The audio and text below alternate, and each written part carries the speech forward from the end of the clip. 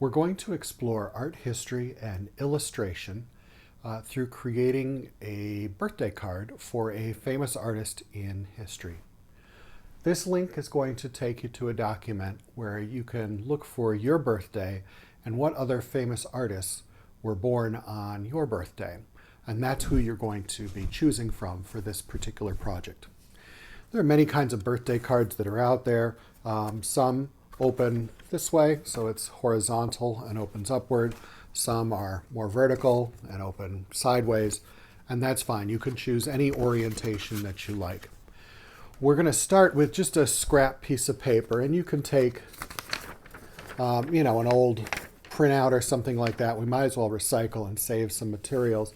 And you just take, whatever paper it is, fold it in half once, fold it in half again, and this gives you the beginning of a card.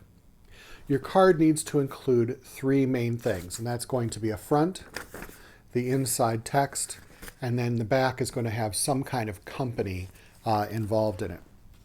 Once your sketch is done, we're going to share these and get a little bit of feedback through a critique before we move on to our final project. I would strongly urge you to do more than one idea. You can look at the artist's work and try and find something you feel is interesting that maybe you can create a parody of or use as inspiration to create a personalized birthday card for that person. The message on the inside needs to show us that you know 3 facts about that artist's life. If you do more, there's a bonus. But we want to show at least 3 facts that you have learned about the artist incorporated into the writing.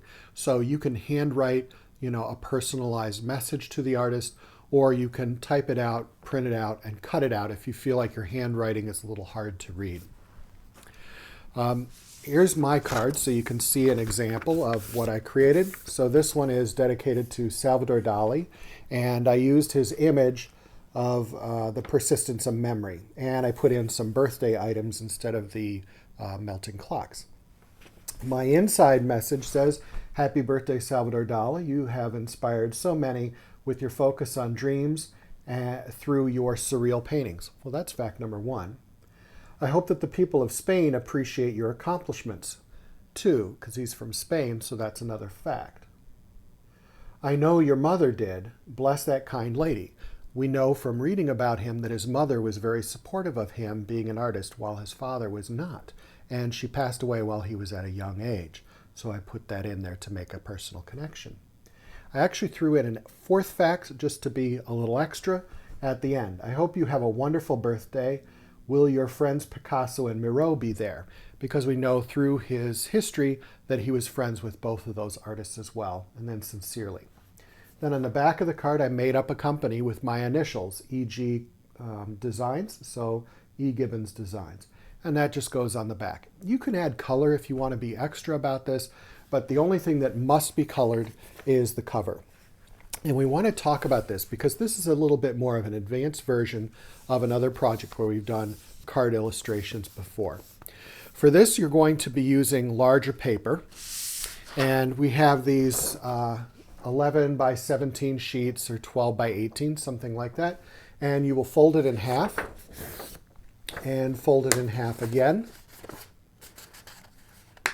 And this will be the final version of your actual project. Now, when you work on it, it's important that you actually open it all up when you're doing your pen work and possibly any other kind of media. But you would first do the drawing in pencil very lightly. So you keep it folded up and you draw in pencil. And you want your pencil lines to be so light that they're almost like hard to see. Like if you held it up across a room, you shouldn't be able to read it. And then you start figuring out what your message is going to be. Now you can, again, type that out or you can write it out on the page, but make sure your writing is very, very light so that it can be erased easily. If you press hard, you're not going to be able to erase out completely. And then on the back, you're going to put your company logo. Make up your own company. It can be based on your initials or just something you happen to enjoy, and that's fine as well. Once the pencil work is done, then you will open up the whole thing, and you can see from my image that we work on it one step at a time while it's open. The reason for that is if you're using Sharpie marker or any other permanent marker on this, it's going to bleed to the back of the image. and then that's going to kind of ruin it and make it difficult to work with. Later on, you'll be able to fold it up and it'll look like a real card, like my example does here. Now, a lot of students kind of rush things when they do a card because it's smaller than their normal artwork.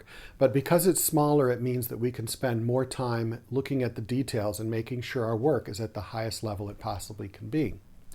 So after we do our pencil work and then our pen work, it's time to make sure that you erase everything thoroughly. So you want to get rid of all of the original pencil marks, because if we see them in the final image, that means you're not really completing your work. And your grade is going to be based loosely on neatness, completeness, originality, and following directions. So you're going to be missing out on that completeness portion of the grade. After we're done with the pencil and the pen, you've got it open, hopefully, and you're going to be working on giving everything a color. Everything on the image needs to be colored in neatly. You want to use small parallel strokes, and I call it the rule of thumb. I try not to go wider than my thumb as I color in, because then it looks like a whole bunch of scribbles. That's fine for first grade, second grade, third grade to have some scribbles kind of showing, but at a high school level or middle school level, we don't want to see a bunch of scribbles. When you color it in with all parallel strokes, it gives it a nice, even look. Some people assume that when they're done with that, they figure like, oh, I'm finished with the project. And that's fine if this was a coloring book kind of image where you just give everything a color and move on to the next page.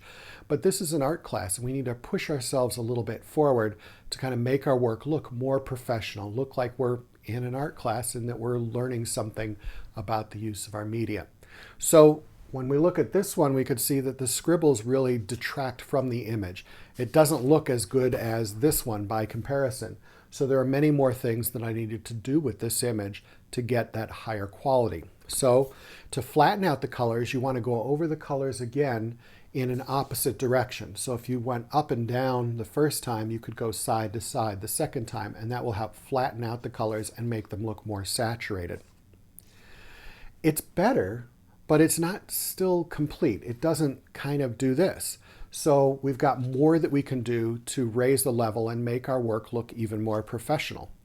You could layer your colors with an analogous color.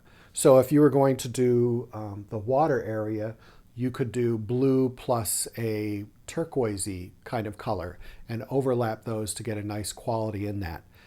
Brown, if you remember, brown is usually made by mixing orange and black together. So if you remember brown is sort of orange, you could figure out that your neighboring colors are going to be different shades of brown, or your reds or yellows or something that you can use. By layering your colors, it's going to look more real, more rich. Nothing in nature looks like it came out of a coloring book, or some sort of, like, there's nothing that's really this particular shade of orange. We're going to have to blend it with another color to get that sort of richness and reality to our images.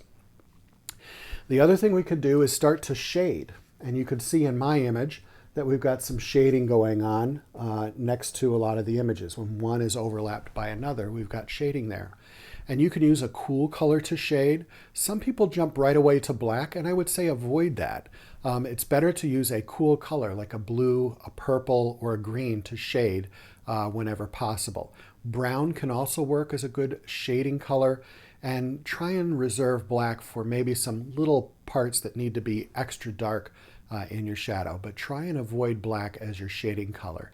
It makes things look very elementary when you do that, and when you look at the work of professional artists, you'll see that their shadows have actual color in them. They didn't just jump to black. Also, we did some highlights in here. So using a warm color to highlight can be helpful, or a neighboring brighter color will also work.